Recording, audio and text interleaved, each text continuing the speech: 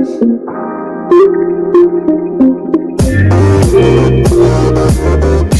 to the Wolverine Digest podcast, the best spot for objective and authentic coverage of Michigan athletics. If you want open dialogue, honest opinions, and in-depth coverage of the maize and blue, this is the podcast for you. And now, here's your host, Brandon Brown, joined as always by Chris Breiler. I just want to start by saying go blue. Listen here, but before anything happens, I just want to make abundantly clear that I, like most of you, I am in the dark as to what is going to be revealed on Brandon's camera. So I want to make that abundantly clear. Well, you know, we're doing a show on a Wednesday. It's November 1st, like a day late, if you catch my drift. A day late. Chris has already put together a couple of the pieces. Some of you out there know my background a little bit. And I just really I'm going to down the music a little bit. I want to come clean about something, and I wanted to preface it a little bit. Is this about the STD? No. My bad. Dude. Disregard, stricken from the record. Apologies. I didn't want to just be on camera. Wanted to preface it a little bit. Apologize. Yeah.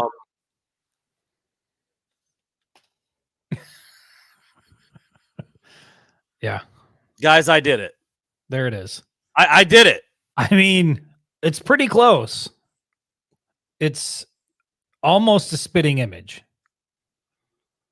Now, you know, the jawline isn't quite as strong as what I saw on the screenshots, but maybe earlier this year. Okay. Oh, that's right. It was back in September, you know. Whew. You know, breaking news here. I used to cover recruiting. We're always looking for an edge. You know, that's damn it. It's all it all makes sense now. Yeah. You know, I don't know, man. I just thought. Hold on. So I have so many questions. Since you're here. Yeah. Mm-hmm. I mean, the first question. Wait, what's that? Go ahead. First question out of the gate is, how did you get onto the sideline? Who issued you this sideline pass to be among, you know, the coaching staff down there at Central Michigan? So it's Central Michigan. They don't give a shit. Okay. Well, it wasn't East Lansing. Wasn't East Lansing. Same difference.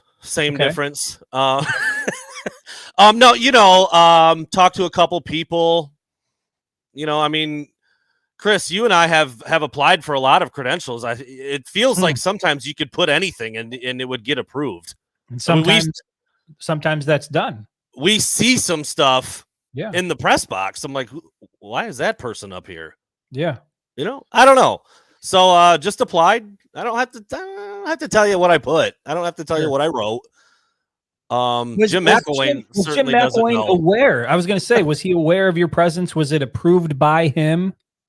Let me check. Is he in cahoots? He's got history with Michigan. There's obviously some staff crossover. There's some former Wolverine staff currently at Central, some Central staff that are now in Ann Arbor. Did you have to utilize those connections to get on the sideline? Just checking the manifesto. Give me a minute. No, I didn't have to a lot of pages to have to go through. Yeah, just 591 currently. It keeps saying 600 out there. I mean, I'm not in Monster. It's 591 as of today. Jim McElwain was not aware. Listen, part of that deal I am a CMU grad. That's why I didn't go out and do this like a maniac. Like I have a few Central Michigan apparels in my closet. And I did. I actually watched a part of the game last night. It was Tuesday night. You know, Maction's on. I'm like, all right, cool. It's snowing, kind of a cool game. Central Northern Illinois. Mm-hmm. I didn't realize until this morning that they asked Jim McElwain about this, and he referred to the guy as sign stealer guy. And I'm like, dude, how bad of a look is that for McElwain and his program? I mean, if it's Connor Stalions or not, it sure as hell looks like him. I will say that. some other stuff seems weird about it. But can I say that the people that have tried to listen, I went into the team photo and I looked at everybody that's on staff there, and I've seen people trying to suggest, oh, it's this guy.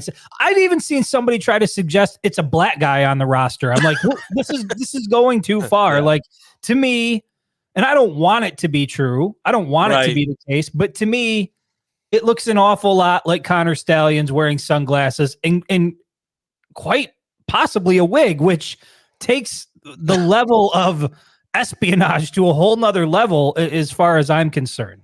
Anytime you bring wigs into the equation, you're taking things to another level. Yeah, and the fact that McElwain at his press conference couldn't just be like, "Oh, that's Tony. He's right over." Like, yeah, dude, this wasn't 8 years ago. This was earlier this season. If you've seen the photos and you know what's being talked about on every outlet everywhere, and you can't just be like, "No, that's our graduate assistant so and so," or "That's our assistant strength coach," or "That's our defensive." He had no answer. He's like, "Yeah, we're looking into it because it's kind of crazy." So Chris, I didn't realize. I saw on Instagram today the Stalions movie poster. Had no idea that it was you that made that. Oh yeah, the Netflix special. I want to film it. I want to interview this guy. I love it.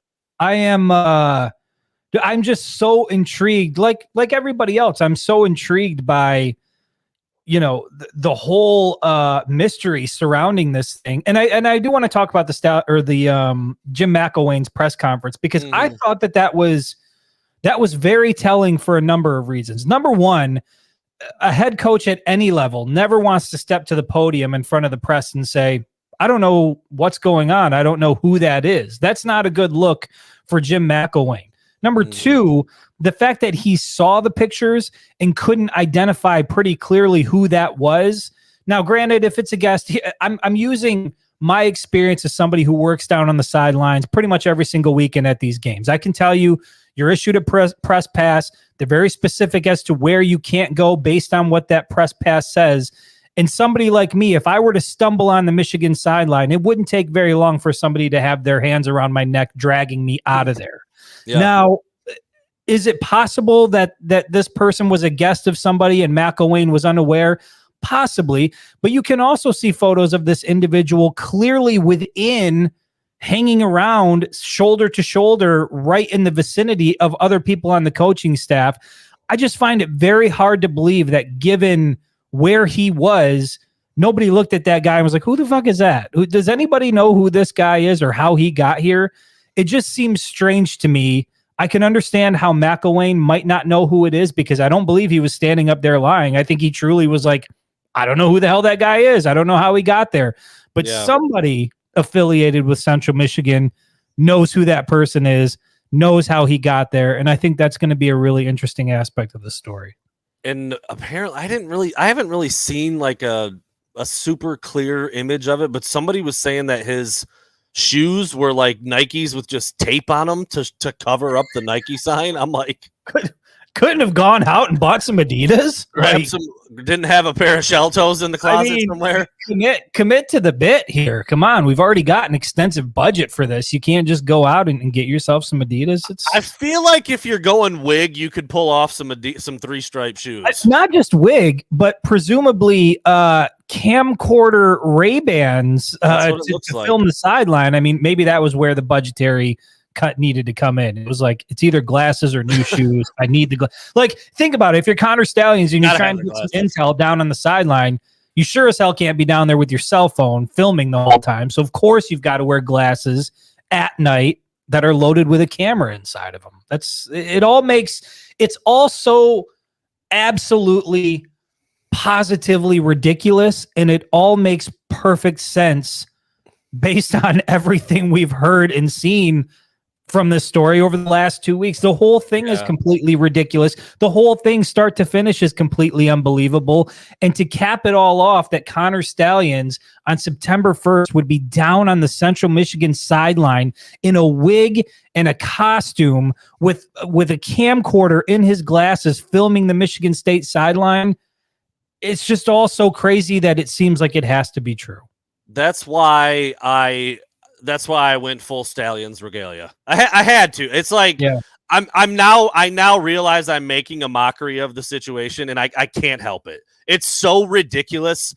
The we still can't quite call them facts, which is a little bit strange. The way this thing is spiraling out of control, and how people are how many people are talking about it, and how often, and the things people are. I mean, we talked a little bit about it on Monday. People are saying the death penalty and Michigan should be this, but Jim Harbaugh should never coach again. And like, it's crazy what's being talked about, given the fact that nothing at this point has even really technically been proven in terms of being illegal. This newest thing with him being on the sidelines is crazy, because there seems to be a lot of ways you could prove it or disprove it. They're debating the shape of his ear. I know how long the facial hair was at the game versus what it looked like the next day. You know, I've seen somebody do an overlay of the two faces. That was wild. And try to match them up. Like, this has gone to a level that, like, if somebody, and I saw somebody put this out on social media, but if somebody had, prior to the season, taken a time machine, went into the future, and then brought back a screenshot of Connor Stalions on the sideline, UM staffer in an apparent disguise, like, you would be like, what the fuck is going on? I know. What happens this year? And there's just no way to explain it to where any of it seems normal. And I put an article out recently, just this evening, about, you know, kind of my thoughts and feelings on it. That overall, the story does seem just the stuff of movies, you know, the stuff that you read in I don't know, in tabloids and in craziness. But you're right. What you said earlier is right. Everything that we're talking about at this point, we don't really know or have many facts at all. I think what we can say right now, what's factual, is that Connor Stalions, we know he was purchasing tickets to opposing games, right? That's a pretty safe bet at this point. And we know that whatever he was doing was at the very least pushing the boundaries of what's acceptable under the NCAA regulations as far as in-person or advanced scouting is concerned. Beyond that, we don't really know.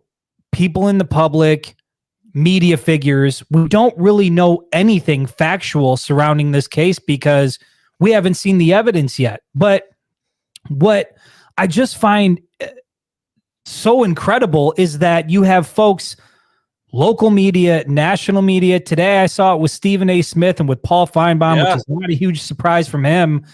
You see these guys that are saying the NCAA needs to step in now. The Big Ten needs to step in now. They need to shut down the season. They need to prevent Michigan from playing for a Big Ten championship. They need to make sure that Michigan is not part of the college football playoff.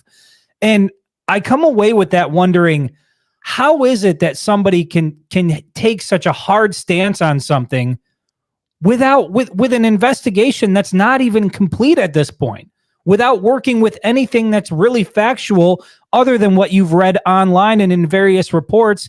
And on the last time we went live, I went through a litany of reports that were proven to not be true, that were false, or that were based on speculation. So the idea that the NCAA or the Big Ten Conference would hand out a punishment without having a full picture and scope of what occurred and who's responsible and who was involved, to me, is ridiculous. And for national media members, prominent members in the media, to be advocating for a punishment without evidence just highlights how irresponsible the coverage surrounding this entire thing has been. Yeah, I mean, we you know, you had a very detailed bullet point list on Monday that kind of, you know, the names and the outlets involved, where they would say something as gospel and fact, only to have it refuted within 10 or 15 minutes later, or within the same day. Was there's like 8 or 10 things on there. It was crazy. And now you've got this, okay? And I don't know if I want to put us both on the spot like this, but Chris, do you think that's Connor Stalions on the CMU sidelines? 100%. I think it is too. I think it is too. 100%. And I listen, and I got a little flack for it earlier when I had mentioned this.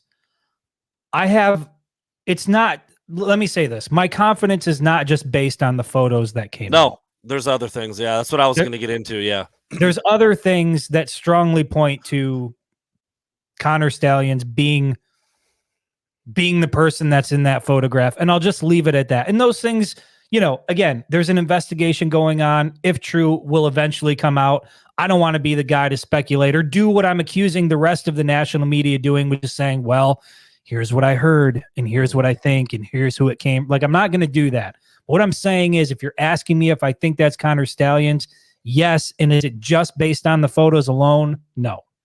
I think when I first saw the photos, I was like, I don't know, man. There could be a lot of people that look like that. I will let but then for McElwain to not just be like, no, that's our guy, Tim, Don, or the guy Connie, that it is, whatever. Whoever it is had to have seen that shit. Right. It'd be like, no, that's me. I'm supposed to be there. I'm the guy, just so you know, so we can end this fucking crazy. It's me. I'm the one who's, and that guy hasn't come forward. Yes. And McElwain didn't know who it is. Yes. And there's pretty strong evidence that Connor Stalions was in the area. So, do with that what you want, But again, like, if that is him in the photo, he's wearing a wig. He was bald before that game and he was bald after that game, and he didn't grow a head full of hair. So he's wearing a wig, and people are like, well, his ear shape is different. Yeah. When you have video smushed down, and a hat and a wig pushing down on your ears, the shape's going to look a little bit different. And so the fact that people are so willing to dismiss it, to me, is a little bit crazy. And as somebody who hopes it's not true and doesn't want to believe it, it certainly feels like that's where it's headed.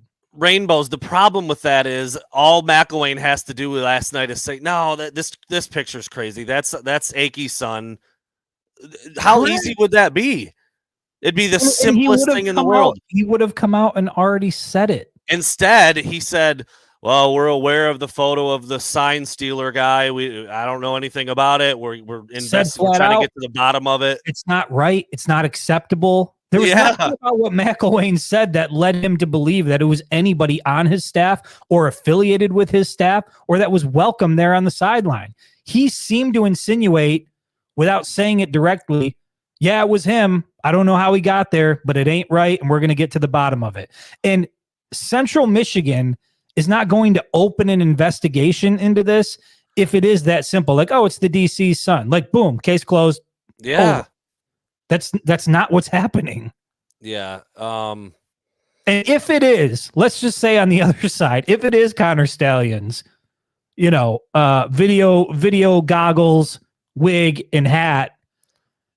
Somebody asked me this earlier. Does that actually help or hurt Michigan in this instance? And in a way, I feel like it helps Jim Harbaugh in this way. I don't see any scenario in the world that Jim Harbaugh would ever okay anything like that happening. No. But I also know how hard it is, regardless of what game it is, to be able to get on the sideline and stand with the team and stand. I mean, this game was on Fox Sports 1. It wasn't like it was, two relatively unknown teams playing somewhere in America that wasn't televised. Like, there's people around. This was a big deal. It was opening college football season. Here's one of the reasons why I said that McElwain's behavior was a little weird. I am starting to wonder if he was okayed to be there. And that's why McElwain was acting like, wouldn't even say his name. Bro, you were on staff with him. Yeah. Right? Remember, McElwain was at Michigan while Stalions was involved with the program. I don't think he was hired full-time at the time, but for him to just call him sign stealer guy, when clearly everybody in the football world knows his name at this point, and certainly a guy who was on staff with him would have known his name. Yeah. That was weird to me. So part of me thinks that, maybe McElwain got wind that, damn it, dude, one of my analysts or one of my freaking defensive coaches got him on the sideline, and now look at what this shit has turned into. Like that's actually where my head went. Because we've gone through the process of getting credentialed, trying to get on the field is like breaking into Fort Knox. And if you're standing anywhere that you're not supposed to be, they will escort you out in a hurry, aggressively, and without much explanation. So I don't care what he's wearing. If there's any whiff of what the hell's that person doing down here, it's going to be rectified very quickly. So that was where my mind went first. It's not like he he was there as a friend or a guest, because I don't know many friends or guests that have clipboards or binders Right. while they're on the sideline as well, which clearly the gentleman in the photograph has a white clipboard or a white binder, something that he's carrying. So yeah, I I do think it's him, and I think that it lends more credibility to the fact that this guy was operating sort of on his own to try to achieve whatever his own personal ambitions were. But I also say that to say he couldn't have gotten where he was that night, if that's him, on his own. He would have needed some help to be down there on the sideline, whether that came from folks on the Michigan side who have ties to Central Michigan, which you can do that homework on your own, whether it came from folks at Central Michigan who have ties to Michigan. Also, you can do that homework on your own. It's not completely crazy that Connor Stalions would end up on the sidelines. What is crazy is that he would end up there in disguise, wearing a wig with, video sunglasses. And I mean, was there anybody else on the sideline wearing sunglasses all night? I mean, it was a 7:00 kick. I'm not really sure why you'd need them, but yeah. I know people keep saying this Danny Akey's name, guys. Danny Akey. Bring up let me find. Can you find a picture of Danny Akey? Well, I can find him. Yeah. Listen, if it is Danny Akey, then why hasn't Danny Akey said anything at this point? Okay, I mean that's not him. I'm sorry, it's not him. Slight resemblance, maybe cool, but if not him, all he has to do is, like I said, Jim McElwain was asked directly about it at his post-game press conference last night. Do you think that if he knows that it's one of the people on his staff, he's going to refer to the person as sign stealer guy and then talk about how they're trying to figure it out, trying to get to the bottom of this? It should never have, it makes no sense. Doesn't look a lot like him. I mean, but it's not that close. Looks are subjective, and I get that. Like people, you think all white people look the same? Correct. Is that what you're saying there? Who the hell said it? Count 22. We just all look alike to you, don't we? Yep. We all look brother. Listen, there's no way. It also looks like Brandon. Someone just there is not a chance that Jim McElwain would have stepped to the podium and said what he said without first trying to verify, do I know who that is on staff? He took a look at the picture. He clearly saw it. He clearly knew what was going on. And when he saw it, there was not a single part of him that said, that's a member of my staff. So he went to the podium, referred to the person in the photo as sign stealer guy. Yes. And said, we're going to get to the bottom of it. And it's not right. Nothing about what he said screams that that's somebody on his staff. And I want to reiterate this point. What he said on the podium is not a good look for Jim McElwain. You don't want to go up. Exactly. You don't want to go up and say, there was some fucking stranger on my sideline recording stuff and I had no idea that it was going on. That is a terrible look if you're a head coach, just like it's a bad look for Jim Harbaugh that all of this stuff was going on without his knowledge. That's we're willing to believe that is the case, that a lot of this was, or all of it was happening without Harbaugh's knowledge. Based on McElwain's demeanor in that press conference, I fully believe that he didn't have any idea that it was going on. And once he found out, he was pretty upset. Yeah, I don't think I'm 95% sure that somebody at CMU helped whoever that person is get there, because it's like small dumb details, but the coaches always match on the game day and they change week to week. Dude had exactly what he was supposed to have on. Same shirt, same hat, khakis.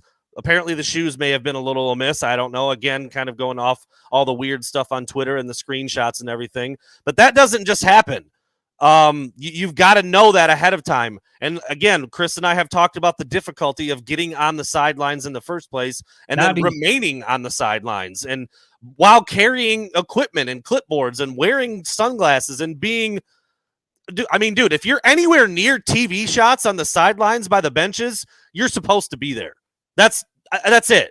I've been on the sidelines of enough games. Chris has too. If you are in the photos on the player bench sideline area, I'm not talking about the end of the end zones. I'm not talking about in the corners, but where the coaches stand, you are supposed to be there, and they are allowing you to be there. Yeah.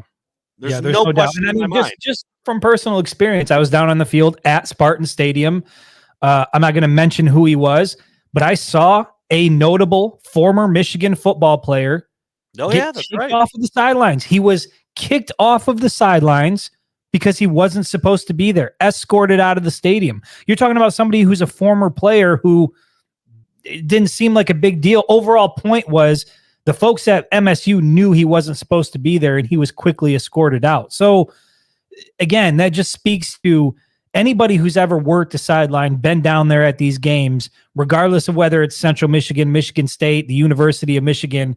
If you are somewhere you're not supposed to be, there will be somebody who finds you and gets you out of there. And Connor Stalions was there. Reportedly Connor Stalions the entire evening, shoulder to shoulder with assistants. It wouldn't surprise me.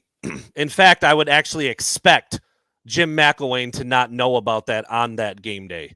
Head coaches are not involved in those kinds of small details, like who's on the sideline, with down the list. I'm talking, Chris. Tell everybody how many people are on the sidelines of college football games that are supposed to be there. It's the people that are supposed to be there. There's too many, and the people that aren't supposed to be there are even more. Like it's too much. There's people everywhere. But at the end of the day, when the game starts, all of those people are escorted to where they're supposed to be. And my next follow-up question was going to be, let's give it a nice round number. It's way more than this, but let's say it's 100 people beyond. I know it's way more than that. I'm just using a nice, easy number. Tony knows he's down there in the thick of it with me. Beyond the 10 on-field assistant coaches, how many of those people do you think Jim Harbaugh knows are supposed to be there or not? All of them. You think he knows they're supposed to be down there? The people on his staff?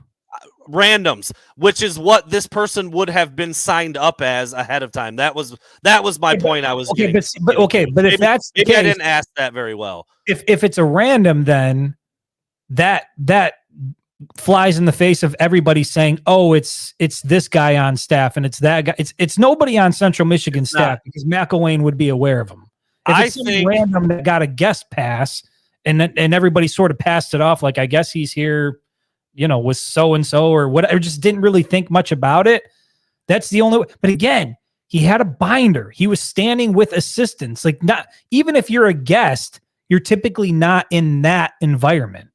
Right. I think he got on the sidelines by saying he was somebody who was supposed to be there and then blended in with knowledge of what to wear and where to be. And so, I think he was working in cahoots with somebody on staff. But you would have to have the appropriate credential in order to get there. Like, nobody's going to let you there without checking your. I have seen current members of the Michigan football team, of this team, current members, go through the tunnel, run on the field, and the Michigan security stops them at the sideline and says, whoa, what are you doing? They're injured. They're not playing in the game. They don't have any. They're like, who are you? Where are you? Like, again, it's not easy to get to be on the sideline somewhere. And so in order for him to get there, he had to have the right equipment, the right credential, and he had to have help from somebody. It wasn't anything he pulled off on his own. Here's like I said, I probably didn't word that very well. My point that I was trying to get to was, I think somebody within the program, maybe it's one of the 10 on-field assistant coaches, because Connor Stalions has been around college football for a while, and I believe he probably knows a lot of people at a lot of different places.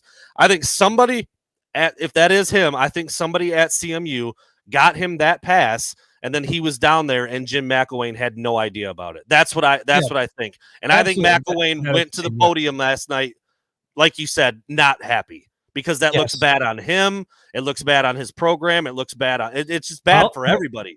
There you go. And Tony brings up a good point. That's another thing McElwain pointed out. He said his name was not on any list on any of the passes that we gave out. So, again, like, you just have to sort of just listen to what's being said and understand that the people saying it, specifically Jim McElwain, aren't going to want to make those statements if they're not absolutely certain that that wasn't somebody who was on their staff and supposed to be there.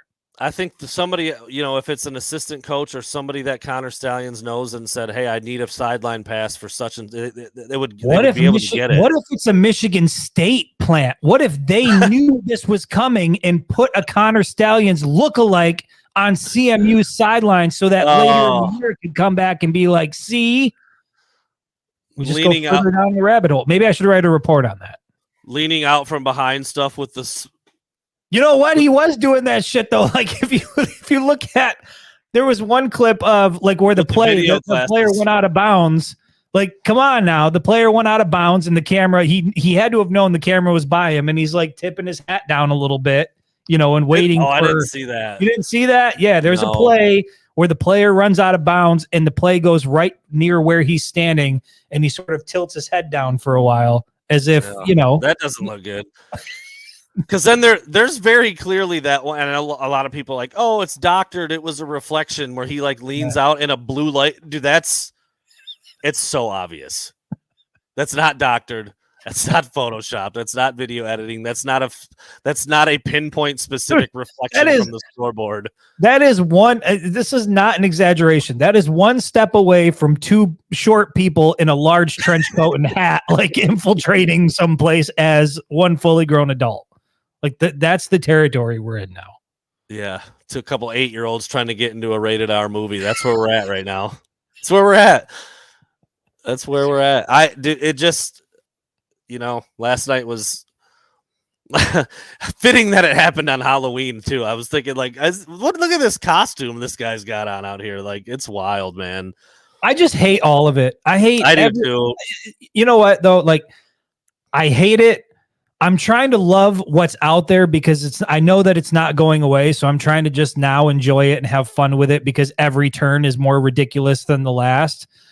But at the end of the day, like, dude, all I wanted to do this year was watch and enjoy college football and watch a good team compete for a national championship. And God damn it, look at what we're talking about on a Wednesday on November 1st. Disguises, wigs, sunglasses with cameras installed in them, espionage, like manifestos. Like, this is not where I wanted to be, or where I ever thought we would be, heading into November. This was like the beginning of Michigan's final push towards winning another Big Ten championship, which, by the way, I know we haven't talked much about that. 100% convinced and believe that this team is locked in. They are not distracted by any of this shit that's going on. If you listen to the players talk, even some of the assistants talk, they're locked in. They're more than prepared for Purdue this weekend and to go try and achieve their dreams. But the outside noise about trying to shut this program down and hand down a harsh punishment before an investigation is even complete, I just find to be highly, highly irresponsible from prominent figures in the media, like I said earlier. And it's unfortunate, man, because it just takes away so much from what this group of guys has accomplished. And I fully believe they would have accomplished it regardless of whether or not Connor Stallions was part of the equation. But then you have a guy like Stephen A. Smith saying, the defense is dominant, but how much of that dominance was dependent on X, Y, and Z? And if they go to the college, what are we going to talk about? What are we going to do this? Somebody's got to step in and do something. Like, just that guy fucking drives me nuts. He drives me nuts. He's a little too animated. I get it. He's got a show to run. He's got viewers to grab. But what is there any voice of reason out there that just says like, we don't really know shit right now, so let's just wait till the investigation plays out and then we'll make a decision there. Big time shocker. Rich Eisen said that. Well, there you go. I saw that. I saw, who was it? It was Bruce Feldman was pressing him. He's like, okay, so what if Jim Harbaugh gets suspended, pending results of the investigation? And Eisen was like, no. He's like, until something happens, until there's some evidence presented that should suggest a punishment, nothing should be done. Now, I get why Michigan took the steps that they took, but the idea that the NCAA or the Big Ten would take any steps in the absence of an investigation and completed and evidence in front of them makes zero sense to me. How could you do that? Yeah. Yeah, I mean, when Stalions was first suspended, I said that that's not a great sign. Everybody jumped on my neck and said, "It's with pay, dummy. It's with pay." And I'm like, well, cool, but there's an investigation going on. You'd rather not have anybody suspended. Can you not understand the reasoning there? Like, Yeah. if there's an investigation going on in your house and one of the people in your family is suspended, that makes you worry a little bit. And that's now obviously so much more has come out, and there's not really many people saying like, well, he's still getting paid. Cool, dude. Does it mean much now at this point? That's kind of the point I was making then. But for Jim Harbaugh, well, why? Why would he be suspended with pay, without pay, with a bone? Like, what has he done at this point? I mean, I know the bylaws say what they say, but even if you go down the ladder, nothing has been proven of any of his assistant coaches or even Connor Stalions at this point. I was going to say, we're not even certain at this point that Connor Stalions is guilty of anything. There's no, it looks bad. There's no doubt about it. It looks bad, but there's no evidence presented yet that shows he's actually guilty of anything. Let me ask you this, because again, we've compared the NCAA and the finding things out to like what would happen in a court of law. Now, if this were a murder case and some dude that looked just like Connor Stalions was in Mount Pleasant, all they'd have to do is go look at his phone real quick, and it would be pretty easy to find out whether he was there or not. Is this the kind of thing that could go to that level? Like, let's just call Verizon real quick and see if he pinged off of old Isabella County. Well, he was driving right down Mission at about 6:00. Listen, I think it's a pretty safe bet that he was there. And I think that you also have, I mean, keep in mind the reason, according to the Washington Post, that this investigation even started was because an independent outside firm approached the NCAA with evidence. Right. There's no insight into who that firm was, who hired that firm, and for what reason or purpose. But certainly if they showed up to the NCAA with evidence, and reportedly evidence from Michigan Electronics, I mean, dude, this thing has gotten so big and so far off course that I have no reason to believe somebody couldn't get into his phone records and figure out exactly where he was on September 1st. We got Matt Kirby chiming in there that there's no subpoena power to go after that kind of information, which may be true. I mean, we're not talking about a crime against humanity here. So I don't know. That's kind of what I was asking. I mean, to what depths will they go to find out if that is him at because as of right now, if he just keeps will a private investigative firm go? I think that's the NCAA can't do it. But if there's a motivated outside group that's paying someone to do it, correct. Yeah, they sure as hell will find whatever it is they can find. That's fair. Yeah, that's a good point. It's not the same as just trying to figure out if a rule was broken in a list of bylaws. So yeah, it's just gotten so weird. I mean, I don't know what the next thing could or might be at this point. I'm terrified for what else. I know. I am too. But I'm also kind of like, I want to read the next chapter. It's a comic. So I put that Netflix. I mean, tell me right now if Netflix released it this weekend on Sunday. Are you in there? It's an 8 episode. Are you watching all 8 back to back immediately? Yeah, I'm watching it, and millions of other people are watching it. It is the biggest sports story right now across the country. I think anybody would want to know what the hell's going on. I want to hear from Connor. The faded out face in the background is such a nice touch. And this is I'm making a serious plea here. I doubt he's listening. I know that many of you think he's currently on the show right now. That is not, in fact, Connor Stalions. But Connor, in all seriousness, if you're out there and you happen to be listening to this, would love to speak with you. Would love to hear your side of this. Would love to document it and make something of it. Let's tell your side of the story, because right now the narrative out there is that you're some crazy super fan who got to where he wasn't supposed to be, and your personal ambitions nearly brought down or could bring down what is potentially the one of the best Michigan football teams of all time. So I would imagine he's got a lot to say. Probably, presumably. And if that's the case, do whatever you can. Reach out. You know where to find me. What would you say if I told you a low-level staffer from the University of like that? That's exactly how it would start. Little 30 for 30. I'd have Stallions sitting out on a bench, like looking at Lake Michigan or something, just thinking about it, on a fall afternoon. Or one of those. It's like where he's sitting under a spotlight and it's like B-roll, and he's like, one of those. And in the background you can hear just layover audio of all the different reporting from ESPN and Pete Thamel and Stephen A. Smith, all the shit that they're saying. He's looking around. He's like, I've already made the movie in my mind. It's already done. I just need Connor Stalions. Connor, if you're out there, please, for the love of God, reach out. Yeah, maybe not a Michigan shirt. Yeah, probably not. Are we good? Like, little clips like that. Yeah. I'd have him put on the full military garb. Put it all on, winged helmet patch right there. That might be, I don't know. That might not be allowed. I don't know. Let's go deep. It's crazy, dude. It is. And for those out there, I swear on my life, this was not premeditated. I was literally getting ready to like fix my hair to come down here, and it just like I needed to shave. My growth was a little out of control, so I was gonna trim it down a little bit, and goatee just popped into my head, and I was like, I got that Central shirt, that hat. I pieced it together in like 6 minutes, and I feel strongly about it. Chris, I was earlier in the show, someone was like, they said they couldn't believe you were keeping a straight face, but this is a mere blip on some of the dumb shit that I try to pull off. I mean, is that fair?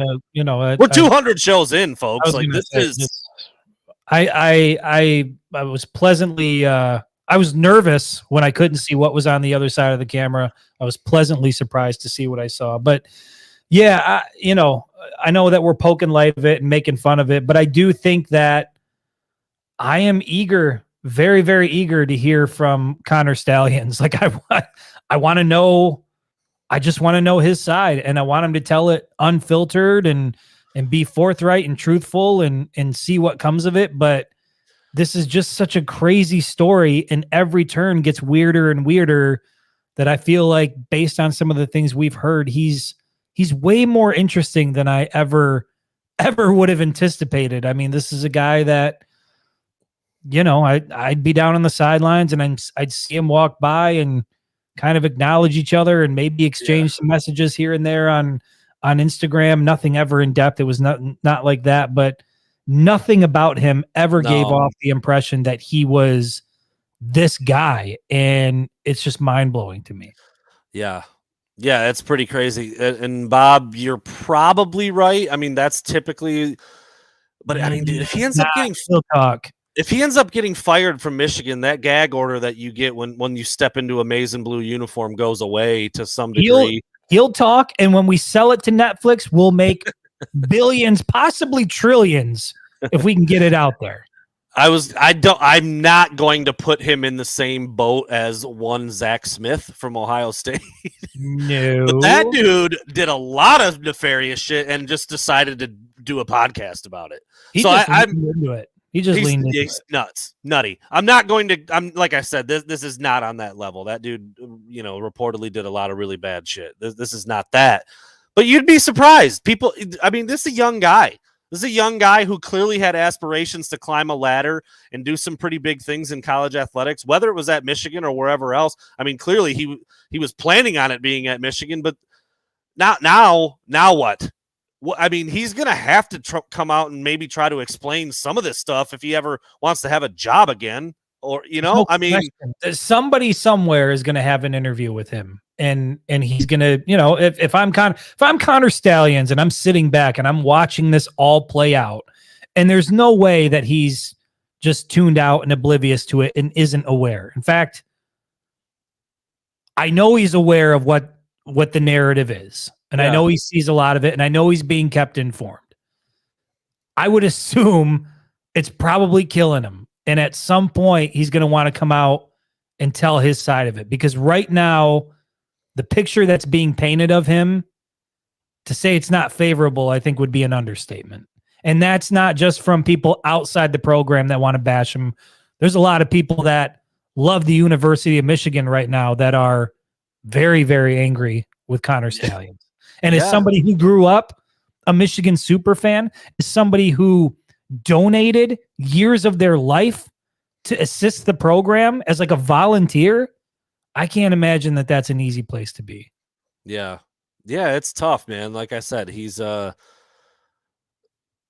it's the same kind of thing that we often see in college sports. It's like this weird catch-22 where you're getting talked about, but then you have literally no way, shape, or form to defend yourself or explain yourself. Or now this is obviously on a bit of another level, I would say, with the whole nation of sports media talking about this guy who's, I don't know, he's not even 30, right? He's like in his mid 20s, late 20s. I don't know. I don't know what's going on through his brain, but I would imagine that he would want to talk about it at some point. And like I said, if he does get fired, there's no reason to be quiet anymore. And so I don't know if that's the path that will play out. I was going to say, that being said, Brandon, up until today, there was in my mind, a realistic possibility that he may not be fired because he may not have done anything illegal. I think at this point, regardless of what was done, how illegal it was, I can't see a scenario in the world where you keep him on staff. I can't see. Yeah. Feels like he's got to go. Did you say I was reading this long message? Did you say a couple days ago you maybe didn't feel like that? Because that's where I was. Say up until last night, and I remember saying that I feel like if you fire him, you're almost admitting guilt, right? Right. And that's why I was like, if he pushed the boundaries but didn't break the rules, then you keep him on staff and you learn and you move forward. But given how big this has become, how crazy some of it is, and if that is in fact him on the Central Michigan sideline in a disguise, yeah, you got to let him go. You got to let him go. And at that point, Brandon, it's time for him to give me a call, Connor Stalions. You know how to find me. Let's do the interview. Let's do it right. Let's bring the story to the people. If it's not him, who the hell is it? That Jim McElwain had nothing to say about it last night. That's the thing. I just can't get past that. I can't get beyond how simple it would be to just name the guy on your staff. That even if he's a volunteer graduate assistant, like the head coach would be privy to that information within 2 minutes of that picture coming I don't out. think Jim Harbaugh knows every ball boy by name. But I'm certain if a picture was put in front of him. That's what I mean. That's exactly what I mean. Yep. I know. I know that dude. I'm not sure what his name is, but I know that dude. Or somebody who he trusts could tell him who that is. Correct. Somebody on staff would be like, oh, that's this guy. Nobody from Central Michigan is doing that. That's impossible. That's impossible. Right. So that's why I'm like, it's either him or it's some other nut job that looks just like him doing something weird. Is Mel Tucker behind this? Did Mel Tucker plant a Connor Stalions lookalike on the Central Michigan sideline in an attempt to bring down Jim Harbaugh? Hold on. I got to write this article, Brandon. Give me a second. Let's check out the Michigan State staff real quick, shall we? Let's take a look at those folks. Maybe we should. Maybe we're looking in all the wrong areas. Wow. Chess, not checkers right now. We just figured it out. Lose by 49. Plan a guy in week one. Listen, somebody please get online and start going through Michigan State staff and look for Connor Stalions lookalikes. Please. It's all coming together, dude. And you know what the crazy part of it is? If this all took a turn that way,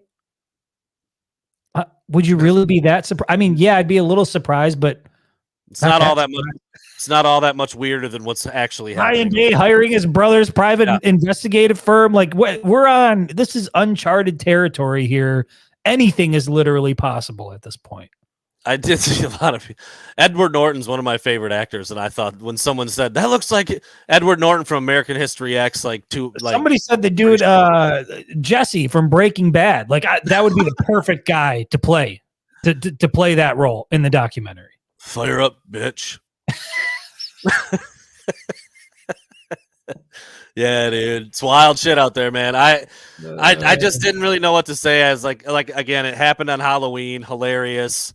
Soon as I saw the photo, I'm like, oh my god, that looks like him.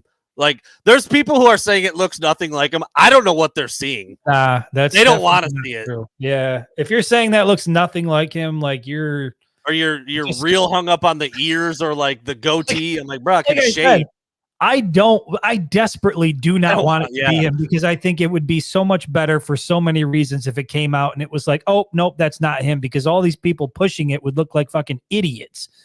But when I look at it, it's instinctual. You know, I feel like I have a pretty good grasp on those things. And the more I look at it, the more I'm like, yeah. I have actually been saying for years about my own self that I have stellar facial recognition software. I do. I recognize people from a long time ago. I don't forget faces. I'm good with names and faces. And I saw that picture. I'm like, that's him. Like, what is he doing? Again, account 22, full head of hair. I've already said that we think it's a wig. Different ears. Your ears look different when you have a wig, video, sunglasses, and a hat pushing down on your ears. And skinnier, I don't think so. Connor is a skinny guy. He is a skinny guy. You're also looking at screen grabs from, a live broadcast that aren't, who knows what angle the camera's at, whatever the case is. Like there's so many things that can be distorted. The Barstool guys take those pictures from like up here of Joe Buck where the head is like gigantic. Yeah, right. I mean, yeah. Like it's basing it, just saying no, it can't be based on the factors you mentioned. Like I think we've already gone through those at length, and even the way he was standing on the sidelines with the arms crossed, like he does that a lot. Connor stands like that. Like I know some of those little things are similar. Standing with the mouth kind of half open. I've got pictures of Connor Stalions standing like that. Like it just. That's not him, y'all crazy. Well, maybe. I don't know if we're ever going to know for sure. But I'll say this. We will know for sure. And we will know in the near future for sure. I have zero doubt about that. How funny is it too that McElwain has to deal with another like ID somebody on photo from his old shark picture back in the day? I should have included that. Should have included that in like a Netflix poster. Which has now resurfaced, which I'm sure he's loving. He's probably like, thank God that shark photo has died, and now it just pops back up because of all this nonsense. No, I am fully like I'm 100% of the belief that it's going to be verified. That's where I'm at. There you go. It's the taped over Nikes. I think that did it for Chris. He's a shoe guy. Dude, there are so many reasons why. And yeah, I'm waiting. How long is it going to be? How long until it comes out? You're about to piss some people off, I think, right here. That's what I think is going to happen. Well, maybe. Even CJ, who I almost canceled him earlier for his horribly racist comment that all white people look the same. I didn't even see that. Ban his ass. Oh boy. Oh boy. Sounds like whoever is in that photo is hoping that's what people think. Sign stealer guy? Sign stealer guy is like, we all look the same. Dude, can you imagine being a head coach in front of the media and having to utter the phrase sign stealer guy? All right, we'll start to look at this look right here. The true goatee. Wow. I wish I was in the 90s, dude. I can't grow a beard to save my life. Goatee is on point. On point. Goatee is it? Man. Yeah, anyway, I mean, we will be back on Friday, and it'll be a much more, barring some, I don't even know what could happen at this point. I was going to try to make a joke, and it was probably going to fall flat because it's not even enough. Like, I don't know. Is there even any, we'll try to talk, we'll try to pivot towards, Friday. Shout out Chandler Bing, towards Purdue. R.I.P. Chandler Bing, Matthew Perry. R.I.P. Bob Knight. I saw somebody put that in the comments just now that he today. I think that was right. Listen, I was never a big Friends fan. Don't watch the show, but that one hit me kind of hard because I felt like that's from my generation era for sure. Yeah, you start to see people like that go, and you're like, fuck, man. Like I Big know he friends, was young, but big Friends guy, big Friends watcher, have done multiple Friends quizzes just for fun, just to see. Like, I watch this show a lot. It's on reruns every day. Like working from home, you kind of settle into a routine. Dude, Friends, TBS, you just let it run. Always kind of. I'm a Seinfeld guy. I love Seinfeld too. I feel like I could do just as well on a quiz there.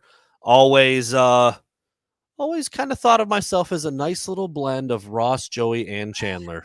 You know, Ross, scientist, like young son, Nickel Daughtry, Creed Hinderback Daughtry, a little bit of the same Chandler, quick-witted, quick to make a joke. Joey, I mean, clearly, you know what? You know why it's Joey. Yeah. No, I'm with you. When I saw that, I was like, damn, dude, that's crazy. Like, yeah, because he was 54 years old and had struggled with stuff, and seems to be a bummer of a way that he went. I don't know if all the details have been released, but yeah, it sucks, dude. When you grow up watching somebody like that on TV all the time, and the reruns are still on all the time too, it's weird. I don't think I can say I really. We've taken a turn toward the Matthew Perry discussion portion of the podcast. We're coming down the. I don't want to laugh at that, but we're coming down the home stretch here, and we're going to come into it. We're going to plan on Friday's show being normal Friday show. The segments, the predictions, all the stuff that we normally do. Raymond, I did. It was at the base of Mount Tibidabo, I believe, backpacking across Western Europe. Anyway. Yeah, I plan to have the regular segments lined up for the show on Friday, and then again, I was going to make a joke about unless Connor Stalions does X, Y. I don't even know what joke. I don't even know a punchline. At this point, I'm out of punchlines. So, yes, you're going to be able to maybe call me stupid on Friday. That's part of the plan, and then we'll talk. We will talk Purdue a little bit. Michigan's expected to destroy them again. Another 30+ point favorite. We'll talk to Grant Newsome and Jesse Minter today, and dude, you could just tell people wanted to pepper Minter with so many questions because I think you would agree, Chris. He's the guy I feel like that's most tied to all of this out of the Michigan staff. Stalions was certainly next to him a lot, and just giving how. Michigan was able to. He asked about Connor Stalions at all? Not today, because again, we got the company line before he even started talking from Dave. What's your experience in working with him? Yeah, and that I think is just it's weird, and I hate myself that I didn't ask it on Monday when Harbaugh was at the podium, but I just think it's weird that nobody's asked. Just what do you think of the guy? Yeah, I do think that question would be on limits in terms of they would be able to answer it because that doesn't have anything to do with the investment. But they're not going to. They're just going to be like, well, they're going to they're going to skirt the question under the guise of it's part of the investigation. When really I know you can't talk about the investigation, and this really has nothing to do with that. Can you just tell me in your time working with him, what kind of guy was he? Yeah. I know they wouldn't answer, but I could revoke my press. Get the hell out. You could just see people were trying to do stuff like that. They were tiptoeing around, asking directly about the investigation, and then trying to. Let's say you had a guy next to you, hypothetically speaking. Well, like somebody asked Minter. Because I think an article recently came out where a bunch of Big Ten coaches were talking about Michigan, and that's why they've been able to do this, and that's why they've been able to do that. And somebody asked Minter, how does that make you feel now that your peers think you're only good because of this? Like, that's a pretty good question, in my opinion. He didn't really even answer that one either. He actually said, he's like, I'm pretty sure I read the same article you're talking about, and, we're focused, and he gave all the cliche answers, but I would be interested to hear a lot of stuff like that. The background on Connor and how often were you working with him? And I mean, that one might be a little specific, but yeah. What would you say was specifically his best skill set?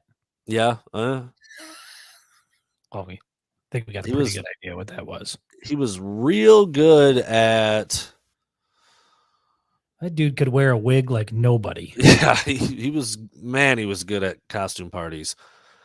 But yeah, no, I think of all the coaches, like Minter has been the one that seems to have been by him the most, maybe benefited from whatever he was reportedly doing the most. In turn, like just how good Michigan's been after halftime for 2 years now under Minter. You can't help but be like, bruh, is that why? He's by you a lot. You can see him saying stuff to you right before you say something. Like there's that doesn't mean guilt, but like when you start to stack all of these things together, he would be the one that of all of the, like you're definitely going to want to ask Minter questions about it more than Jay Harbaugh or Grant Newsom. It's not even close. And I think more than Sharon Moore as well. I think Minter's kind of the guy that you would say maybe would be the most connected to some of this stuff, which sucks because I've just thought he's been incredible. And, like we said, even if Michigan is found to have done no wrong, like that black cloud's going to kind of hang over whatever he's done and whatever the defense has done for however long. I don't know. Yeah. I don't know. I wonder about that too, Chris, because, like if Michigan does go on to win the whole thing, or even if they make it to the championship, like that's obviously a really good season. Like does winning even one game in the playoff and not winning the whole thing, and then if they do maybe win the whole thing, does it make this kind of quiet down, or is this like I actually I had this exact conversation with somebody earlier, and I flat out said that the only way to make me okay with any of this is they have to win it all. If they come up even one game short, you go and win the Big Ten championship, great. You make it to the college football playoff, awesome. You win the semifinal game, phenomenal. You lose the national championship game, and all of this shit that's happened now. People are going to say that's why. They're going to say that's why. It's going to be a constant narrative talking point against Michigan. And the only thing that will get me through it, Brandon, I said a good portion of my happiness hinges on whether or not Michigan wins a national championship this year. They got to go out and they have to capitalize and they have to do it, because anything short of that is going to amplify and magnify all of the stuff that we're currently talking about. Yeah, I mean, it's only been one game so far.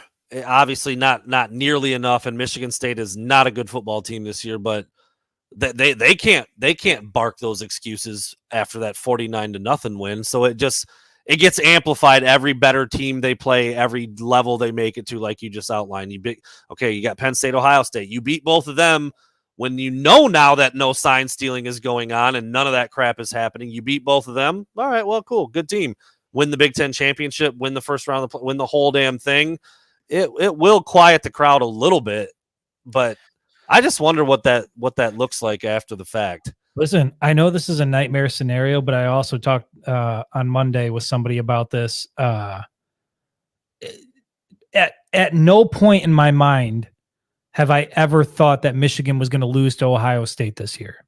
Mm-hmm. Never. It's never really crossed my mind. But since this has all happened and come out, I just can't think of like a worse nightmarish image. Oh, then if it happens, Jesus if it happens in Ann Arbor. Ooh. Like, I know everybody talks about Ohio State is a must-win game. Every time you step on the field with the Buckeyes, It's a must-win game. I can't think of a more must-win scenario. Yes, for your Big Ten championship hopes. Yes, for getting the college football playoff, having a chance to play for a national championship. The Michigan Wolverines have to win that game. They have to win that game. You lose that game in Ann Arbor. Optically, it's optically it's bad. The Buckeyes will have a flag ready to plant in the Block M. You better believe it. And the optics of everything will be, see, you couldn't get it done because you couldn't cheat. Like right. They have to win. And that is now the pressure that is on this group of Wolverines for the remainder of the year. Ryan Day does another Herb Dean impression. We beat Michigan. We were tough. Yeah, be bad, dude. Shit. Yeah. I don't even want to think about it. We're going to go back to New York and Michigan and Indiana. That being said, now that I've painted sort of a nightmarish scenario, I still think it's Michigan by 30. So, wow, 30. It's not been far off of that. Well, let's put it this way, and this is what I said on Monday. Michigan is objectively better this year, and Ohio State is objectively worse. And Michigan went into their building last year and beat them by 23. Real so quick. I have every reason in the world to believe that it's going to be at least a 23 plus point win again. I did say Herb Dean's the freaking ref for the UFC, isn't he? I said Herb Dean. It's Howard Dean. Thank you, Blake Name. Appreciate that. I like actually making mistakes like that. They make me laugh. Real quick, we'll close on this because it's not that big of a deal. It's obviously going to play out on the field, whatever. Ohio State, number 1 in the playoff rankings. Didn't see that coming. I know they've got the 2 top 10 wins, the road win against Notre Dame, the win against Penn State, but I don't know. I saw it and I was like, I'm surprised by that because Ohio State just has not looked very good. But I guess resume-wise and where they're at and their record and the wins, okay. But then you got Michigan at 3, still sitting behind Georgia. People are saying Georgia, Michigan, pretty similar. Haven't really played anybody yet. But Michigan's been the most dominant team of all of the teams. I don't think that's really arguable at this point. So, I don't know. What'd you think, Chris? I mean, like I said, no, it doesn't matter, like literally at all right now. But, it's a talking point. I feel like, no, it doesn't matter because to me, the only thing that matters is whether or not Michigan gets in. And if they continue to win out, that they're in. They control their own destiny. That being said, I do think putting Ohio State at number 1 certainly leaves the door open to, once again, another one-loss Ohio State team backing their way into to the college football playoff. And, we'll see what happens from there. But the games that I thought Ohio State was going to lose this year, they haven't lost. Yeah, and even though they haven't looked overly impressive, in my opinion, they're still winning. They're still getting it done. They're number 1 in the playoff rankings. And it just feels like everything is going to boil down to that game on November 25th for Michigan for a whole host of reasons. And I already went through them, but that game is probably the most important game that Michigan will play in a very long time. Yeah, I mean, it could end up being 1-2 or 1-3 or whatever it is, and then for all the other reasons, the scandals going on right now and the implications for the playoff and the Big Ten, it's as big as it could possibly be at this point, unless one of them stumble, which I don't see happening. So, well, there you go.